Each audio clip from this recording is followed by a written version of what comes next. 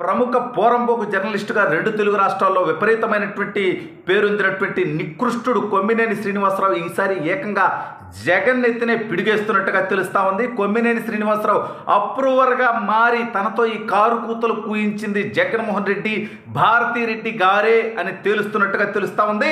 అసలు ఇంతకీ ఏం జరిగిందనేది ఈ వీడియోలో వివరించబోయే ముందుగా ఇప్పటివరకు మన ఛానల్ సబ్స్క్రైబ్ చేయని వాళ్ళు ఖచ్చితంగా సబ్స్క్రైబ్ చేయండి. ఇక విషయానికి వస్తే కొమ్మినేని శ్రీనివాసరావు అనేటువంటి వ్యక్తి ఈ కేసులో అరెస్ట్ అయ్యి ఆల్రెడీ జైల్లో ఉన్నాడు. కృష్ణరాజు పారిపోబోయి 3 రోజులు దాక్కొని చివరికి పోలీసులకి దొరికిపోయాడు. అయితే పోలీసు విచారణలో కృష్ణరాజు మాట్లాడినటువంటి మాటలు విస్తుపోయేటువంటి మాటలు. నేను సాక్షి ఛానల్లో ఏవైతే కారు కూతలు కూస్తున్నానో వాటిపై నా కుటుంబ సభ్యులు, సన్నిహితులు, బంధువులు కూడా వాటికి వ్యతిరేకంగా నాకు చెప్పారు. అంటే నువ్వు అలా మాట్లాడడం తప్పు అని ఖండించారు. నువ్వు తప్పుగా మాట్లాడుతున్నావని నాకు చెప్పారు. అయినా సరే నేను మొండిగా ముందుకెళ్ళాను. ఎందుకంటే సాక్షి ఛానల్ మాత్రమే నన్ను డిబేట్లకు పిలుస్తుంది. అంటే పోరంబోకుల్ని, పరమనీచుల్ని, దుర్మార్గుల్ని, దౌర్భాగ్యుల్ని, రోత మాటలు మాట్లాడేటువంటి వాళ్ళని వీళ్ళందరికీ వేదిక అవుతోంది సాక్షి ఛానల్ అని తను చెప్పకనే చెప్పాడు.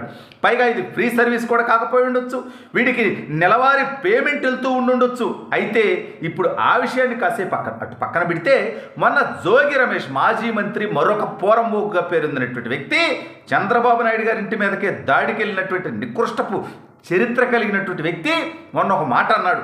అసెంబ్లీలో చంద్రబాబు నాయుడు గారి సతీమణి భువనేశ్వరి గారి గురించి ఆ పార్టీకి సంబంధించినటువంటి మంత్రులు, శాసనసభ్యులు తప్పుడు మాటలు మాట్లాడినప్పుడు జోగి రమేష్ భార్య కూడా ఏంటి మీరు అసెంబ్లీకి వెళ్తుంది, ఇందుక ఇంత నికృష్టమైనటువంటి పనులు చేయడానికా మీరు అసెంబ్లీకి వెళ్ళేది, రాజకీయాల్లో ఇందుకోసమే ఉన్నారా అని జోగి రమేష్ సతీమణి కూడా అతన్ని చీకొట్టింది, అతన్ని అతని పార్టీని అని చెప్పి ఇటీవల ఒక ఇంటర్వ్యూలో చెప్పడం మనందరం చూసాం.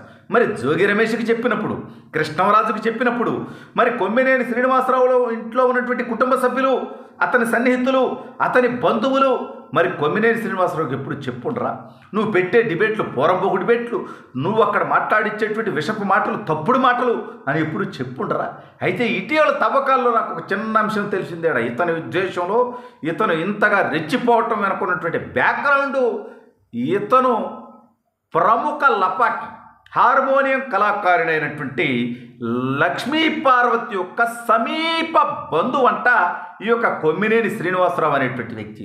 అంటే లక్ష్మీ పార్వతిలో ఉన్నటువంటి విషయాన్ని ఈ రకంగా కొమ్మినేని శ్రీనివాసరావు రూపంలో విద్వేషంగా రాష్ట్ర ప్రజల మీదకి సాక్షి నివేదికగా చేసుకొని చెమ్మిస్తూ ఉంది.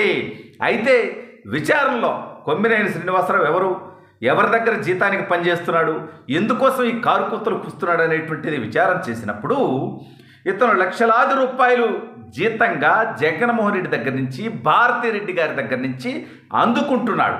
ఇతని బతుకే సాక్షి నుంచి వచ్చేటువంటి జీతం మీద, పేమెంట్ మీద ఆధారపడి ఉంది. కాబట్టి జగన్మోహన్ రెడ్డిని సంతృప్తిపరచడం కోసం, భారతీరెడ్డి గారిని సంతోషపరచడం కోసం వాళ్ళు ఇచ్చినటువంటి స్క్రిప్ట్ ప్రకారం ఒక ప్రాంతాన్ని, ఒక సామాజిక వర్గాన్ని, కొంతమంది నాయకుల్ని విపరీతంగా తప్పుడు కూతలు ఇతను కూస్తూ, అక్కడ కూర్చున్నటువంటి డిబేట్లో కూర్చున్నటువంటి వ్యక్తులతో కూపిస్తూ, తప్పుడు కూతలు కూపిస్తూ సునకానందం పొందుతున్నటువంటి ఈ దౌర్భాగ్యమైనటువంటి వ్యక్తి జగన్మోహన్ రెడ్డి దగ్గర నుంచి వచ్చేటువంటి పేమెంట్ కోసం, భారతీరెడ్డి గారి దగ్గర నుంచి వచ్చేటువంటి పెడిగ్రీ కోసం ఈ రకంగా మొరుగుతున్నాడు అనేది మనందరికీ తెలిసినటువంటి వాస్తవమే. అయితే ఇతను అంతకుముందు చంద్రబాబు నాయుడు గారు అరెస్ట్ అప్పుడు 70 సంవత్సరాల వయసు అయితే అరెస్ట్ చేయకూడదా, 70 దాటితే లాలూ ప్రసాదం చేయలేదా, జయలలితం చేయలేదా, ఇంకోని చేయలేదా, 85 ఏళ్ల వయసులో కూడా చేశారని చెప్పి ఇతని అరెస్టుకు పోలీసులు వెళ్తే 70 సంవత్సరాల వయసు దాటింది, నన్ను ఎట్లా అరెస్ట్ చేస్తారు అంట.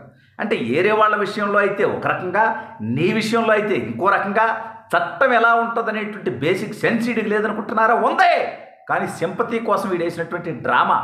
అయితే బెయిలు ఎట్టొకట బెయిల్ వస్తుంది, రిమాండ్ రిజెక్ట్ అవుతుంది, బయటే ఉంటా, మళ్ళీ కారు కూతలు కూస్తా అనేటువంటి ఆలోచనతో ఉన్నాడు ఈ యొక్క నికృష్టమైనటువంటి వ్యక్తి. అయితే కోర్టు ఇతను రిమాండ్కి పంపించింది.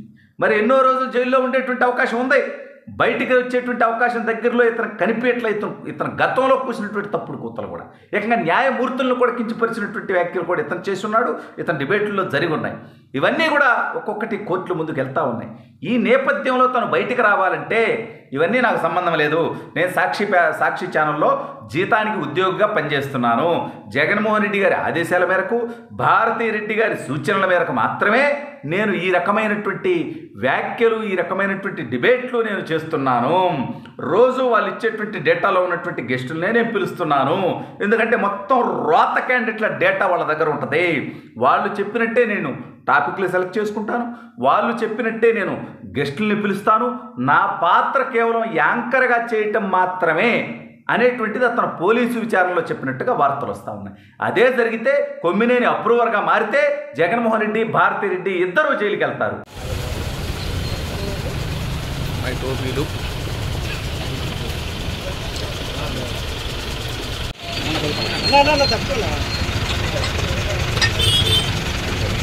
కొంచెం సైడ్ ఇస్తే కదా సైడ్ ఇస్తే కదా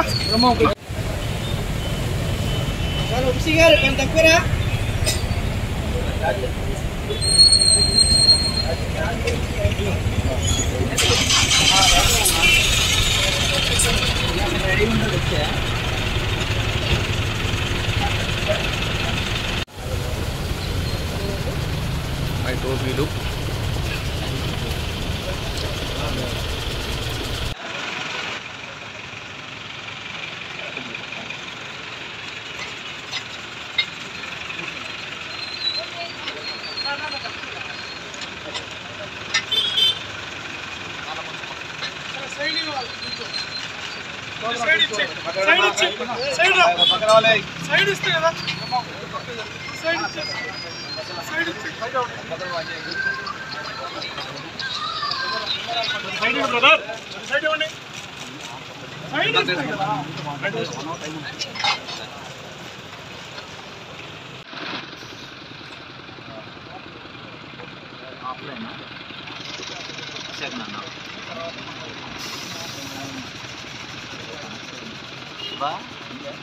ఆఫ్లైన్ లో ఒక 2 నిమిషాలు ఆగల, 2 నిమిషాలు బట్టి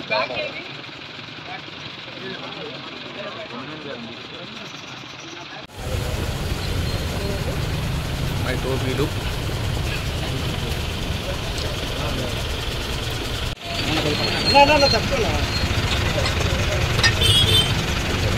కొంచెం సైడ్ ఇవ్వాలి, సైడ్ ఇచ్చే సైడ్ ఇస్తే కదా తక్కువ